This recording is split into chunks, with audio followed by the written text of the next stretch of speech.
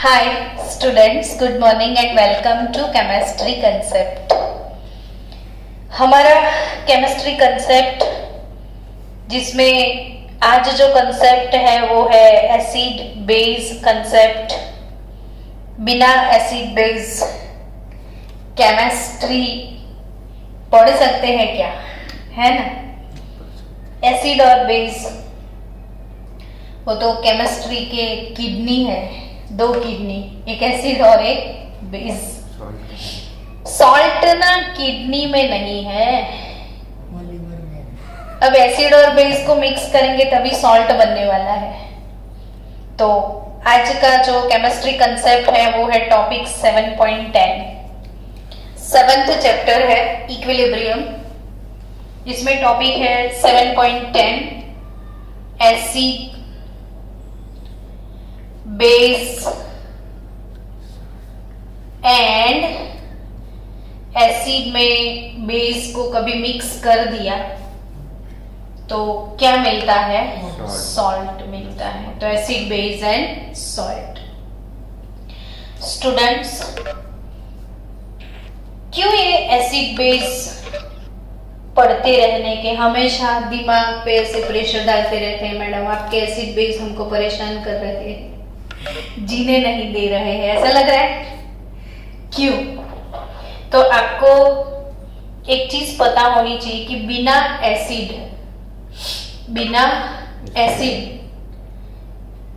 आप कुछ खा ही नहीं पाओगे. पता है क्यों? पेट में कोई डाइजेशन वाला प्रोसेस ही नहीं होगा आपके स्टमक में. मतलब एसिड बेस का इंपॉर्टेंस क्या है? थोड़ी बहुत इधर उधर की उसकी बातें कर ले आज, ताकि आपके घर में एसिड किधर पड़ा है वो तो आपको एटलीस्ट पता चले. So we can say here acid base and salt find widespread occurrence in nature. Widespread क्यों बोल दिया? हमने तो कभी देखा नहीं, हमें तो दिखता नहीं, तो आप देख नहीं रहे हो. आपको बता दें हम हाइड्रोक्लोरिक एसिड के बारे में. आपकी ही फैक्ट्री में ये जनरेट होता है एवरी डे, जानते हो ना? आपकी फैक्ट्री मतलब आपकी स्टमक, और आपकी स्टमक में HCl एवरी डे कितना प्रोड्यूस होता है? किसी को प्रपोर्शन पता है? Per day 5 to 10 litre. तो बाप रे, तेरा स्टमक है कि टैंक है? Every day 1.2 to 1.5 litre per day HCl generate होता है. क्यों पता है? ये गैस्ट्रिक जूस है आपके लिए, और ये जूस आपके फूड में मिक्स हो जाता है, और आपके फूड में HCl जब मिक्स होता है तभी सारे डाइजेशन प्रोसेस के जो बायोकेमिकल इक्वेशंस है वो स्टार्ट होने वाले हैं. यानी न HCl होता, न डाइजेशन होता, न आप कुछ खा पाते. तो हम जो मस्ती से ये वो सारी चीजें खाते रहते हैं, इससे कौन डाइजेस्ट करता है? HCl. तो वो कौन सी फैक्ट्री से बनता है? तो आपकी स्टमक फैक्ट्री में बनता है. दूसरा, आप एवरीडे घर में कोई ना कोई ऐसी चीजें यूज करते हो. जानते हो विनेगर क्या है? विनेगर, बिना विनेगर तो चाइनीज फूड, हक्का नूडल, मंचूरियन, ये तो मिलेगा ही नहीं आपको. और विनेगर एज अ प्रिजर्वेटिव हम यूज करते हैं. एज अ प्रिजर्वेटिव मतलब कि जो भी फूड प्रोडक्ट्स है उसे लॉन्ग टाइम प्रिजर्व करने के लिए प्रिजर्वेटिव यूज किए जाते हैं. जैसे टोमेटो केचप होता है, अचार होता है, मम्मी जो अचार डालती है, मुरब्बा डालती है, तो इसमें विनेगर चाहिए होता है जो कि प्रिजर्वेटिव है. और विनेगर यानी जानते हो कौन सा एसिड? एसिटिक एसिड, सिरका भी बोलते हैं इसे. ये भी डे टू डे लाइफ में यूज होता है. आप टमाटर खाते हो? लेमन खाते हो? लेमन,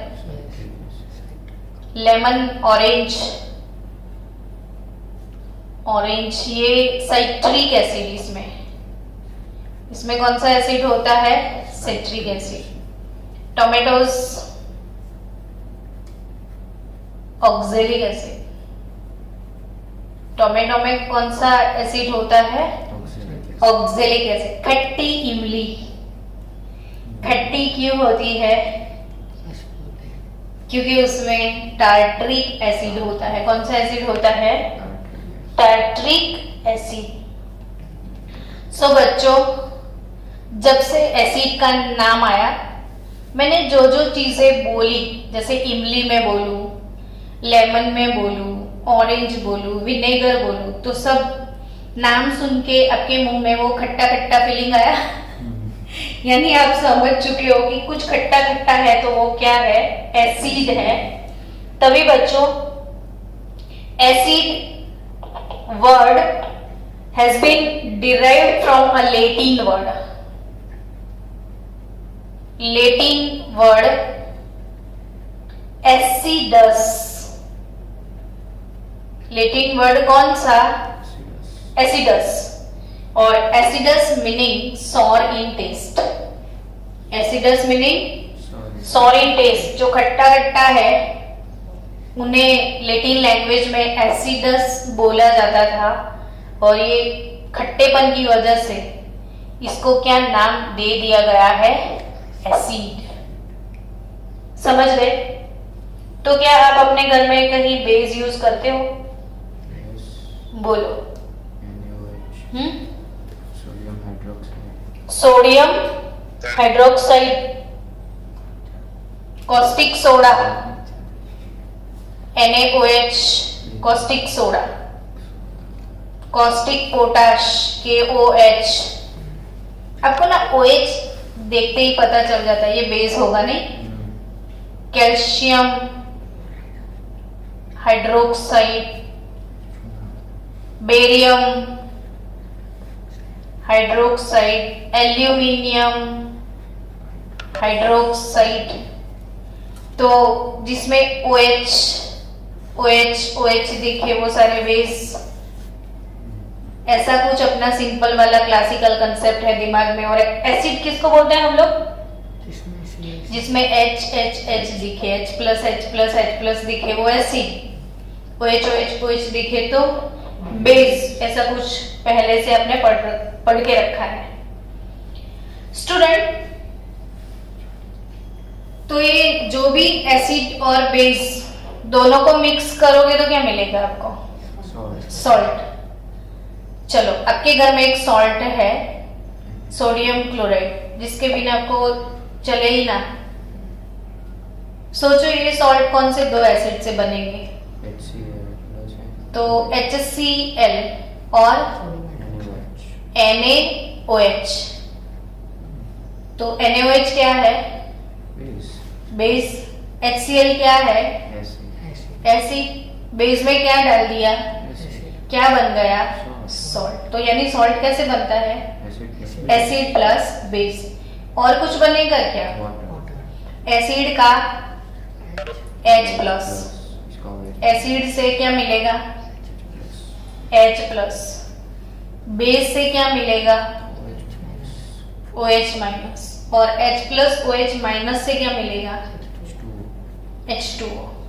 तो H+ और OH- दोनों मिलके क्या बनाने वाले हैं? H2O बनाने वाले हैं। तो ये फॉर्मेशन ऑफ H2O क्या बच्चों? Formation of H2O with the help of acid and base. This process is known as neutralisation. ये वाली प्रोसेस को क्या बोलते हैं? न्यूट्रलाइजेशन। तो एसिड में डाल दो बेस, मिलेगा सॉल्ट प्लस वाटर। क्या मिलेगा? Salt plus water. तो एसिड प्लस बेस मिलेगा आपको salt plus water. That process is known as neutralisation. But what is the actual neutralisation process? तो H+ obtained from acid, OH- obtained from base, and H+ is neutralized with OH- and produce water. This process is known as neutralization. Formation of water with the help of H plus and OH minus is known as neutralization process. अब student, कल ही मुझे कोई एक student ने 10th का student था शायद, उसने क्वेश्चन पूछा था कि मैम सोडियम क्लोराइड न्यूट्रल होता है या एसिडिक होता है या बेसिक होता है या कैसा होता है सोडियम क्लोराइड? तो सॉल्ट है, पर कैसा होता है? ऐसा क्वेश्चन, बहुत नाइस क्वेश्चन था, तो उसको समझो बात को, वो मैं समझा दूं आज अभी आपको। बाद में ये टॉपिक फुल्ली कवर करेंगे, लेकिन कल का एक बच्चे का डाउट था। तो सोडियम क्लोराइड कैसे बना? देखो आपने कौन सा बेस लिया था? NaOH लिया था। कौन सा एसिड लिया था? HCl। क्या मिला? NaCl प्लस क्या मिला? H2O। Salt and water from base and acid. अब इससे उल्टा प्रोसेस सोचो, आपने क्या लिया? सॉल्ट, इसमें क्या डाल दिया? वाटर, क्या मिलेगा? NaOH plus HCl। समझे आप? यानी सोडियम क्लोराइड सॉल्ट को अगर आपने वाटर में डिसॉल्व किया तो आपको क्या मिलेगा? NaOH एंड HCl वाला प्रोसेस मिलेगा। तो aqueous solution of NaCl, aqueous solution of NaCl, aqueous means, aqua means water, water में आपने क्या डिसॉल्व किया? NaCl। मिला क्या? तो ये सॉल्यूशन एसिडिक होगा कि बेसिक होगा, ये क्वेश्चन है। चलो अब आंसर दो। तो बच्चों एक चीज याद रखना कि NaOH क्या है? तो बेस, लेकिन कैसा बेस? Strong base. HCl क्या है? एसिड, बट कैसा एसिड? Strong acid. तो अगर कभी आपके पास strong base plus strong acid है, क्या बोला मैंने? Strong base plus strong acid है, तो सॉल्ट आपका हो जाएगा न्यूट्रल। कैसा सॉल्ट हो जाएगा? Having pH 7। तो NaCl का सॉल्यूशन कैसा होगा? न्यूट्रल होगा। अगर बच्चों आपके पास स्ट्रॉन्ग बेस और वीक एसिड है, अब आप सोचो खुद ही कि बेस स्ट्रॉन्ग और एसिड वीक, तो ऑब्वियसली रिजल्ट क्या निकलेगा? बेसिक सॉल्ट होगा ना। चलो मान लो स्ट्रॉन्ग बेस NaOH ले लिया, कोई एक वीक एसिड का नाम बताओ, जो आपके डिक्शनरी में कोई वीक एसिड है तो नाम बताओ, चलो fast. Very good, CH3COOH, acetic acid weak acid है। चलो अब ये रिएक्शन करवाओ, क्या बनेगा? आप खुद ही आंसर दो मुझे।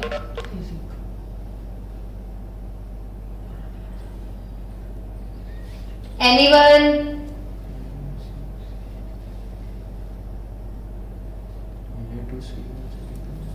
एसिड का CH3COOH एसिड का H प्लस, बेस का क्या? OH। निकल क्या जाएगा? वाटर। CH3COOH। आपके पास सॉल्ट आएगा CH3COO और H प्लस के रिप्लेसमेंट के बाद आपको Na लग जाएगा उधर, तो CH3COO Na, sodium acetate. Sodium acetate ये सॉल्ट हो गया। अब एग्जाम में आया कि aqueous solution of sodium acetate basic है कि एसिडिक है, तो क्या आंसर दोगे आप? बेसिक। कैसे पता चला? तो CH3COO Na प्लस वाटर डाल के देखो तो आपको स्ट्रॉन्ग बेस और वीक एसिड मिलेगा, तो रिजल्ट क्या निकलेगा आपका? बेसिक निकलेगा। चलो, अगर आपके पास स्ट्रॉन्ग एसिड है और वीक बेस है तो सॉल्ट कैसा बनेगा? एसिडिक। स्ट्रॉन्ग एसिड और वीक बेस। एसिड। तो सॉल्ट कैसा रहेगा? एसिडिक सॉल्ट होगा। चलो स्ट्रॉन्ग एसिड ले लिया मैंने HCl। कोई वीक बेस का एग्जांपल दो चलो बच्चों, any weak base. Weak base KOH is a strong base.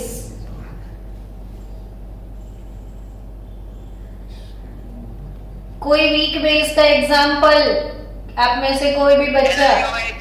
क्या? NH4OH। That's good, very good. हाँ 10th वाले आंसर दे रहे हैं और 11th वाले सो रहे हैं। तुसी जागो बेटा। ये कौन सा हाइड्रोक्साइड है?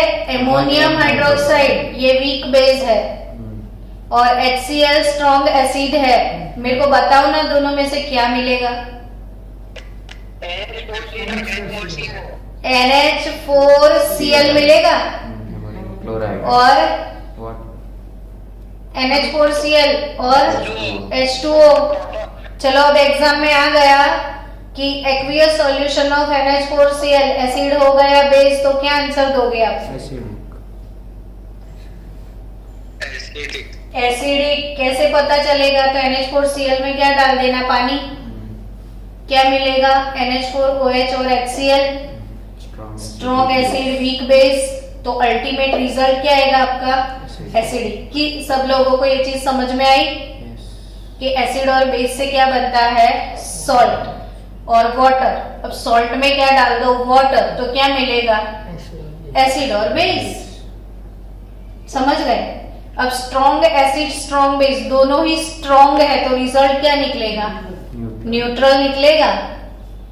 स्ट्रॉन्ग बेस स्ट्रॉन्ग एसिड तो neutral, strong base weak acid basic, strong acid weak base acidic. अब कोई डाउट है? होना चाहिए। अगर दोनों वीक है तो दोनों ही वीक है, वीक एसिड वीक बेस, तो रिजल्ट क्या आएगा? नहीं नहीं नहीं नहीं। तो वीक एसिड वीक लोग किसको बोलते हैं? जो पार्टली आयोनाइज होते हैं। अब ये दोनों में से मान लो ये 5% आयोनाइज हो गया है, 10% आयोनाइज हो गया, तो स्ट्रॉन्ग तो वो होते हैं ना जो 100% आयोनाइज हो जाते हैं पानी में, लेकिन वीक क्या होते हैं? जो 100% आयोनाइज नहीं होते हैं। तो वीक में क्या रिजल्ट आएगा? तो it may be neutral, it may be acidic, it may be basic. इसमें कुछ भी हो सकता है। तो नीट वाले बच्चों, JEE वाले बच्चों, 10th के बोर्ड वाले बच्चों, प्रज्ञा मैम के सहारे केमिस्ट्री वाले बच्चों, एक क्वेश्चन जो है वो फेवरेट है कि what is the pH of aqueous solution of NH4 twice CO3। ये वाला क्वेश्चन मैंने नीट जी बोर्ड में बहुत बार देखा है कॉम्पिटिटिव लेवल पे। जो बच्चा इसका आंसर देगा वो जीनियस। कम ऑन फास्ट, पहले तो मुझे इसका सिर्फ नाम बताओ कि ये सॉल्ट का नाम क्या है? Ammonium carbonate, NH4 plus ammonium CO3 क्या है? कार्बोनेट है। तो ये कौन सा सॉल्ट हो गया? एमोनियम कार्बोनेट हो गया। तो मेरे को बताओ ना एमोनियम कार्बोनेट एसिडिक है या बेसिक है? तो पानी डाल के देखो चलो। NH4 twice CO3 में H2O डाल दो तो कौन सा एसिड कौन सा बेस मिलेगा? फास्ट। इतना ये जनरल नॉलेज आपके पास होना चाहिए बच्चों। खुद ही बनाओ ना, सोचो। NH4OH. NH4OH, ammonium hydroxide, which is weak base. But NH4 twice है, तो 2 NH4OH, तो 2 moles of water HCO3 है ना, HCO3. और H2CO3 मिलेगा. क्या मिलेगा? H2CO3, which is carbonic acid. ये भी वीक एसिड है, लेकिन एसिड ये भी वीक, ये भी वीक, लेकिन एसिड थोड़ा बेस से थोड़ा स्ट्रॉन्ग है. सो ओवरऑल रिजल्ट इसका पीएच जो भी है वो लेस देन 7 निकलेगा. अब वो आपको याद रखना पड़ेगा, आपके नॉलेज में रखना है ये चीज, इसलिए मैंने अभी इसको डिस्कस किया. बीच में जरूर नहीं थी लेकिन डिस्कस कर लिया. कहीं सुना सा रहता है, सुना सा, तो वो मेमोरी में पड़ा रहता है. तो अमोनियम कार्बोनेट के बारे में पूछा जाए आपको, किसके बारे में? अमोनियम कार्बोनेट के बारे में, तो वो जरूर मुझे आंसर देना हमेशा कि वो एसिडिक सॉल्ट है. कैसा सॉल्ट है? एसिडिक. यानी मुझे क्या सिखाना था कि वीक एसिड, वीक बेस का रिजल्ट क्या निकलेगा? May be neutral, may be acidic, may be basic, depends on strength of acid and base. So student, ये तो हुई सिंपल सी बातें, लेकिन एक चीज समझने लायक है कि कोई भी सॉल्ट को जब पानी में डालते हो तो क्या होता है. वो आपकी टेक्स्ट बुक में इसके बारे में डिस्कस किया हुआ है, तो मैं एक बार फिर से डिस्कस कर लूं. और 12th वाले जो बच्चे अभी क्लास में बैठे हैं, जो 12th में आ चुके हैं 11 पढ़ के, वो बच्चे सोचेंगे कि पूरे साल मैडम कम से कम 50 बार आपने ये फिनोमिना सिखाई है, तो अब तो हम नींद में भी बता दें कि सॉल्ट के साथ क्या होगा पानी में, है ना. लेकिन एक बार फिर से सुन ही लो, भले आप जानते हो. मुझे कुछ और भी एक चीज इसमें बतानी है कि NaCl सॉलिड सॉल्ट है, ठीक है. इसमें अब क्या डालने वाले हो? वाटर. एक्वा. एक्वा का फॉर्मूला तेरे को ही पूछा, वो क्या शांति रखेगा? बोल. H2O ऑक्सीजन, और उसके दो छोटे छोटे बच्चे कौन? हाइड्रोजन. और ये क्यूट सा मॉलिक्यूल किसका है? H2O का. ऑक्सीजन पे पार्शियल नेगेटिव चार्ज होता है और हाइड्रोजन पे पार्शियल पॉजिटिव चार्ज होता है. अब क्या होता है पानी में NaCl का? कौन समझाएगा? हाइड्रेशन होगा. क्या होगा? हाइड्रेशन होने वाला है बच्चों. अब ये हाइड्रेशन होता क्या है? Na के साथ ऑक्सीजन बाइंड Na के, हाँ बोलो. वो आपने पहले समझाया ना, वो न्यूट्रलाइजेशन रिएक्शन में उसका उल्टा होगा. क्या? और ये कि Na+ और Cl-, NaOH जो बनता है वो कैसे? तो Na+ NaCl कौन से फेज में है?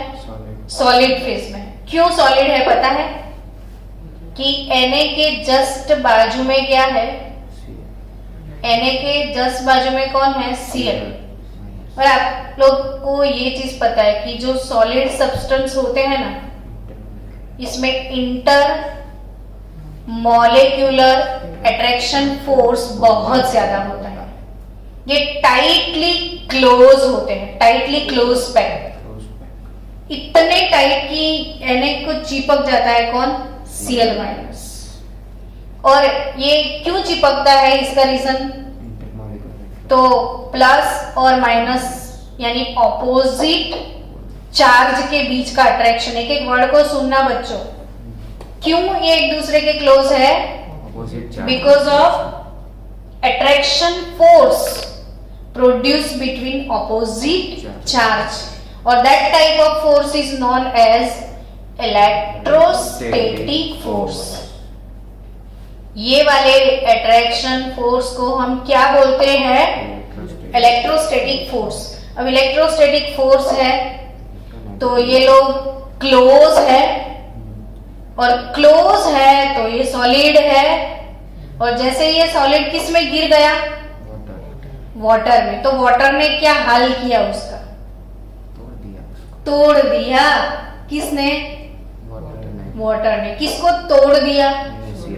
NaCl को तोड़ दिया। वो तोड़ना क्या है वो मैं समझा रही हूँ आपको कि तोड़ना, जोड़ना, इनको जोड़ना किसने था? इलेक्ट्रोस्टैटिक फोर्स ने इन लोगों को जोड़ दिया। तो अब पानी ने इन लोगों को तोड़ दिया। तो वो तोड़ने का जो पानी का ताकत है, किसी के बीच का जो अट्रैक्शन फोर्स है, उसको तोड़ने की ताकत किसमें है? वाटर में। और दूसरे के अट्रैक्शन फोर्स को तोड़ने की ताकत को बोला जाता है डाई इलेक्ट्रिक कांस्टेंट। मुझे यही चीज आज एक्सप्लेन करनी थी आपको। क्या? किसी के फोर्स को तोड़ने की जो कैपेसिटी होती है, किसी को तोड़ने का जो अपना पोटेंशियल होता है, लेकिन क्या तोड़ने का पोटेंशियल? इलेक्ट्रोस्टैटिक फोर्स तोड़ने का पोटेंशियल किसमें है? पानी में। और ये जो तोड़ने का पोटेंशियल है उसे कौन से वर्ड से हम बोलते हैं? Dielectric constant. सो वाटर का डाइलेक्ट्रिक कांस्टेंट D80 होता है। हर एक वर्ड को याद रखना। और इस बार नीट जी में हमें 180 आउट ऑफ 180 लाने हैं। जी में नहीं, नीट में। जेई में 180 नहीं, जेई में 90 होंगे। 90 होंगे ना केमिस्ट्री के। तो वैसे 25 क्वेश्चन अब तो आते हैं, पहले 30 आते थे। 120 केमिस्ट्री के होते थे, अब 25 आते हैं। तो 100 हो जाएंगे। तो डाइलेक्ट्रिक कांस्टेंट मैंने क्या बोला? डाइलेक्ट्रिक कांस्टेंट वाटर का कितना? 80। सबको याद हो गया? डाइलेक्ट्रिक कांस्टेंट वाटर का कितना? What is called dielectric constant?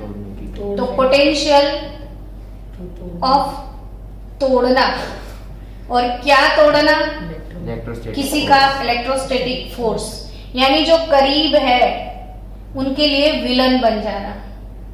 दोनों को सेपरेट कर दिया किसने? पानी ने। कैसे? हाइड्रेशन करके। कैसे हाइड्रेशन किया? तो ऑक्सीजन जो कि नेगेटिव चार्ज वाला पार्टिकल है वो Na को ऐसे कवर कर लेता है। डिसोसिएशन जिसको बोलते हैं, क्या बोलते हो आप? डिसोसिएशन। और Cl के बाजू में हाइड्रोजन आ जाएंगे पॉजिटिवली चार्ज। तो ये वाली फिनोमिना को हम क्या बोलते हैं? हाइड्रेशन। और क्योंकि वाटर का डाइलेक्ट्रिक कांस्टेंट सबसे ज्यादा है तो इन दोनों के बीच का जो फोर्स है उसे 1/80 टाइम वो रिड्यूस कर देता है। कितनी टाइम वो रिड्यूस करता है? 1/80 टाइम उसे रिड्यूस कर लेता है। तभी ये पानी में सेपरेट हो जाते हैं। और तभी सारे जो आयोनिक सॉल्ट है, जितने भी आयोनिक सॉल्ट है वो किस में डिसॉल्व हो जाते हैं? वाटर में। किस में डिसॉल्व हो जाते हैं? और इसीलिए हम वाटर को यूनिवर्सल सॉल्वेंट बोलते हैं। इसीलिए हम वाटर को क्या बोलते हैं? Universal solvent. क्या बोलते हैं वाटर को हम? Universal solvent. और इसी फिनोमिना को हाइड्रेशन बोला जाता है। और अगर वाटर के बदले कोई और सॉल्वेंट होता, अमोनिया होता, कोई चीज अमोनिया में भी डिसॉल्व होती होगी ना। सारे दुनिया भर के सब्सटेंस वाटर में डिसॉल्व हो जाए ऐसा तो होता नहीं। कोई वाटर इनसॉल्युबल रहेंगे तो और कोई सॉल्वेंट में हम डिसॉल्व करेंगे। जैसे ऑर्गेनिक सॉल्वेंट है, बेंजीन है, कार्बन टेट्राक्लोराइड है, अमोनिया है, अल्कोहल है, एसीटोन है, ईथर है, बहुत सारे और भी सॉल्वेंट है। तो इसमें भी यही फिनोमिना होती है। इसमें भी क्या होता है, सॉल्वेंट के मॉलिक्यूल ऐसे ही आ जाते हैं। अभी यहाँ पे वाटर है इसलिए हम इसे हाइड्रेशन बोलते हैं, लेकिन वाटर नहीं होता और कोई सॉल्वेंट होता तो हम इसे बोलते सॉल्वेशन। क्या बोलते हैं हम इसे? सॉल्वेशन। तो ये फिनोमिना को क्या बोला जाता है? सॉल्वेशन। और अगर ऐसे सॉल्वेंट वाटर हो तो हाइड्रेशन। तो कंसेप्ट क्लियर है सबका? चलो अब हम एसिड बेस कंसेप्ट की तरफ जाते हैं। हाँ, ओके स्टूडेंट्स, तो ओके स्टूडेंट्स, तो एसिड बेस के लिए जो वेरियस कंसेप्ट है वो शुरू करने के लिए जा रहे हैं अभी हम। So various concept of acid and base and formation of salt. और इसमें सबसे पहले आप लोग 10th में पढ़ के आए होंगे कि एसिड बेस में सबसे पहला कॉन्सेप्ट कौन सा पढ़ा था? बोलो। सबसे पहला कंसेप्ट था आपका क्लासिकल कंसेप्ट। और क्लासिकल कंसेप्ट किसने दिया था पता है? Robert Boyle. किसने दिया था क्लासिकल कंसेप्ट? और रॉबर्ट बॉयल अंकल ने एसिड बेस कंसेप्ट जो सिखाया था इसे operational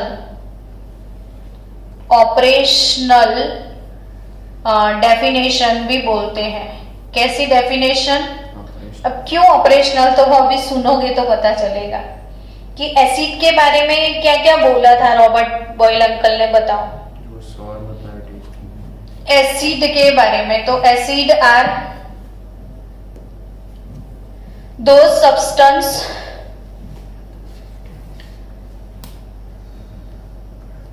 which is sour in taste।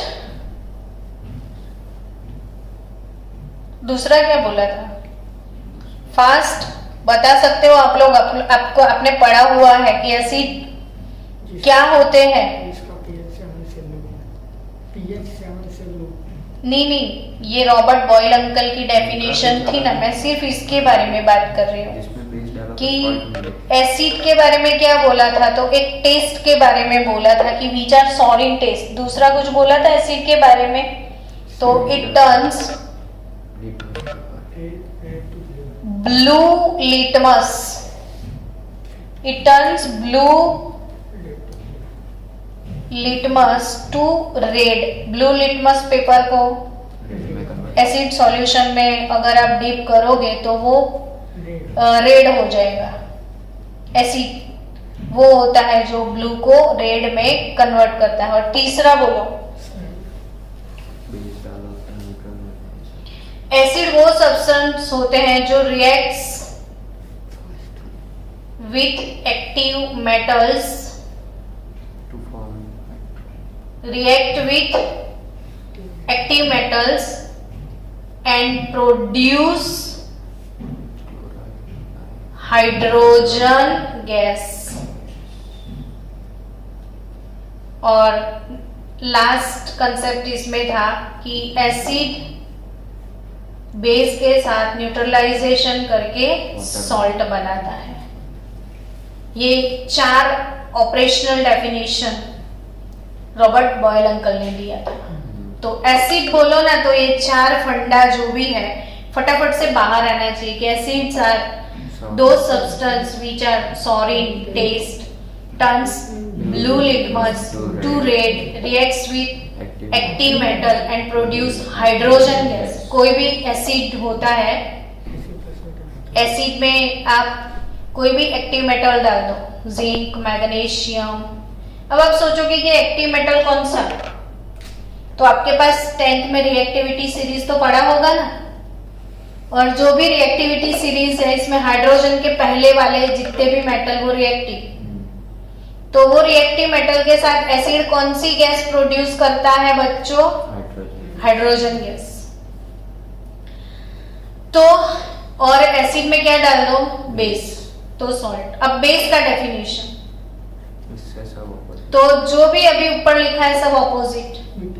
Bitter in taste, Turns red to blue. Turns blue नहीं but red to red litmus to blue.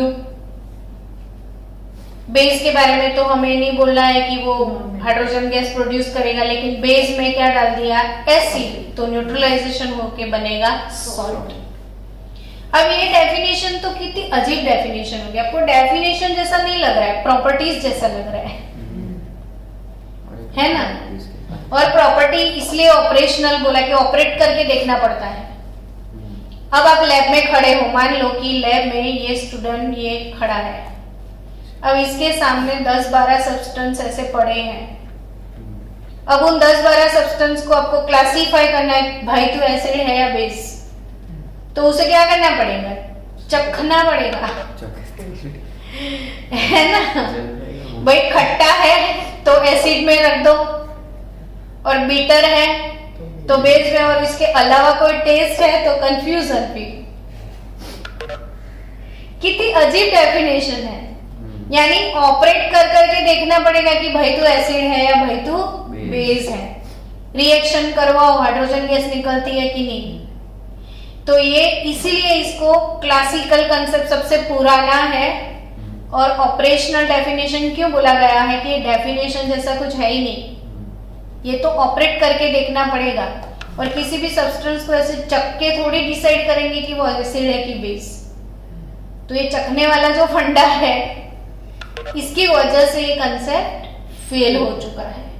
लेकिन सबसे पहले यही कंसेप्ट मार्केट में आया था रॉबर्ट बॉयल अंकल का, कि एसिड किसको बोलते हैं? बेस किसको बोलते हैं? और उसके बाद वाला जो कंसेप्ट है वो है आर्हेनियस कंसेप्ट, जो कि हमें कल पढ़ना है। सो बाय बाय स्टूडेंट।